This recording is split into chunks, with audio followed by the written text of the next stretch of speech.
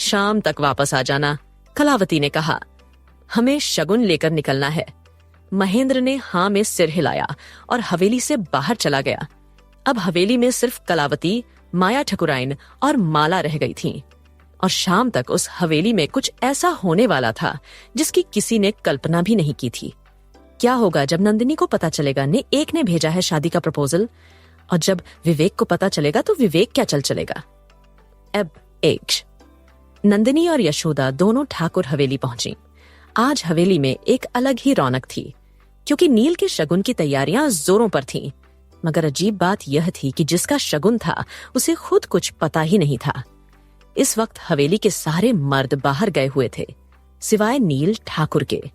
वह अपने कमरे में था और शॉवर के नीचे खड़ा पानी में भीग रहा था और नंदिनी की यादों में खोया हुआ था। रह रहकर उसके चेहरे पर स्माइल आ जा रही थी, क्योंकि आज वह नंदिनी के घर अपनी शादी का प्रपोजल लेकर जाने वाला था और घर में सभी लोग राजी हो चुके थे, इसलिए वह बहुत खुश था। उधर यशोदा और नंदिनी ने हवेली के दरवाजे पर कदम रखा ही था कि हवेली के मुख्य दरवाजे पर कदम रखते ही नंदिनी की आंखें चौंधिया गईं। इतनी बड़ी हवेली उसने पहले कभी नहीं देखी थी। संगमरमर की सीढ़ियां, दीवारों पर टंगे बड़े बड़े झूमर और हवा में घुली चंदन की खुशबू। कलावती ने उन्हें देखते ही आवाज दी, अरे यशोदा, वहीं ठहरो। यशोदा ठिठक गईं, मन ही मन सोचने लगीं, आज ठाकुराइन मुझे क्यों रोक रही है। कलावती मुस्कुराते हुए पास आई। अरे, तुम्हारी पोती पहली बार हमारे महल में आई है, तो ऐसे ही अंदर कैसे आ जाएगी? पहले स्वागत होगा। इतना कहते ही उन्होंने अपनी एक नौकरानी को पुकारा, बेला, ओ बेला। बेला दौड़ती हुई आई, पर जब उसने देखा कि यशोदा जैसी नौकरानी का इतना सम्मान हो रहा है, तो उसके मन में ईर्ष्या की चिंगारी जल उठी। कलावती ने बेला की तरफ देखते हुए कहा, जा, जल्दी से पूजा की थाली लेकर आ। बेला ने हाँ में सर हिलाया और थाली लेने चली गई। वह थाली लेकर वापस आई तो कलावती ने बेला के हाथ से थाल ली, खुद नंदिनी की आरती उतारी। पास ही माया खड़ी सब देख रही थी। उसकी आंखों में एक हल्की सी मुस्कान थी। नंदिनी, जिसका आधा चेहरा दुपट्टे से ढका हुआ था, अपनी भूरी आंखों से हवेली के हर कोने को देख रही थी। उसे सब कुछ अजनबी और अजीब लग रहा था। उसी वक्त माला अपने कमरे से बाहर आई। हाथ में रुद्राक्ष की माला थी। उसने नंदिनी को देखा तो उसके चेहरे पर नफरत तैर गई। नौकर की बेटी का इतना आदर, मगर अपनी बेटी का जरा भी आदर सम्मान नहीं हो। इतना सोचते हुए माला गुस्से में जाकर सोफे पर बैठ गई। यशोदा सब समझ रही थी, पर उन्होंने कुछ नहीं कहा। वह जानती थी कि माला का स्वभाव कैसा है, इसलिए वह माला की जलन को समझ रही थी। आखिर माला एक विधवा थी। उन्होंने सिर्फ अपनी पोती को आंखों से इशारा किया, चुप रह, कुछ मत बोल। कलावती ने आरती उतारी और बोली, अब अंदर आ जाओ नंदिनी।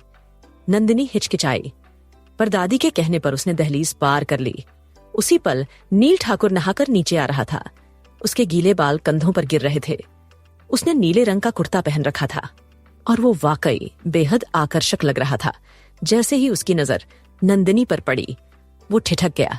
सीढ़ियां उतरते हुए उसका पैर फिसलता सा गया तो माया ने तुरंत उसे थाम लिया और मुस्कुराते हुए बोली, देवर जी, जरा संभल कर, नजरें और पैर दोनों पर काबू रखना सीखिए, वरना गिर भी सकते हैं।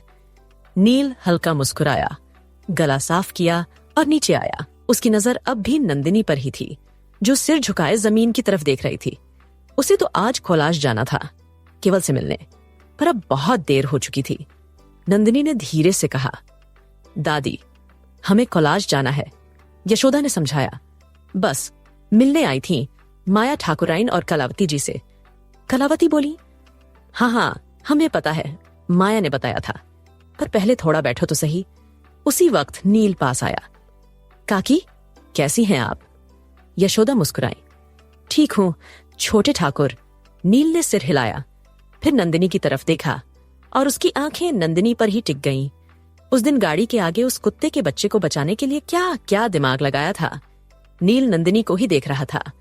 नंदिनी ने अपनी पालकी उठाकर देखा तो दोनों की नजरें एक पल को मिली। फिर नंदिनी ने तुरंत नजरें झुका लीं। नील के होंठों पर एक मीठी सी मुस्कान आ गई। तभी कलावती बोली, नील बेटा, नंदिनी को पूरी हवेली घुमा लाओ और अपनी रानी से भी मिलवा देना। माया मुस्कुराई।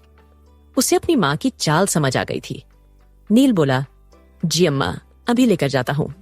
उसने नंदिनी की तरफ देखा और नंदिनी को मजबूरी में उसके साथ जाना पड़ा। माया मुस्कुरा रही थी। माला गुस्से में भरी बैठी थी।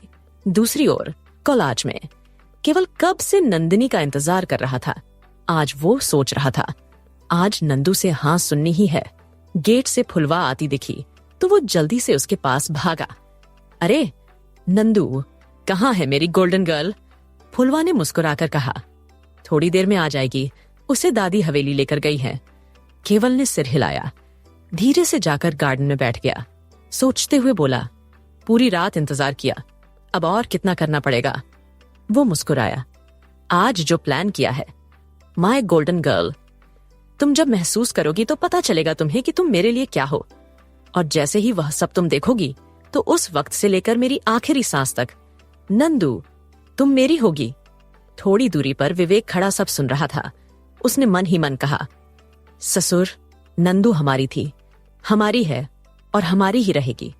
आज 1,00,000 रुपए उसकी बिंदु मां को दूंगा और फिर उसी से ब्याह रचाऊंगा। तू कुछ भी कर ले। इतना कहकर विवेक क्लासरूम की तरफ बढ़ गया। केवल कब से नंदिनी का इंतजार कर रहा था, पर आज जैसे उसका इंतजार खत्म ही नहीं हो रहा था। क्या आज नील नंदिनी से अपने प्यार का इजहार करेगा? क्या नंदिनी केवल से मिल पाएगी? क्या करेगी बिंदु जब विवेक उसे पैसे दे देगा? क्या कर देगी वह नंदिनी की शादी? जानने के लिए पढ़ते रहिए मेरी स्टोरी ब्रोकन लव।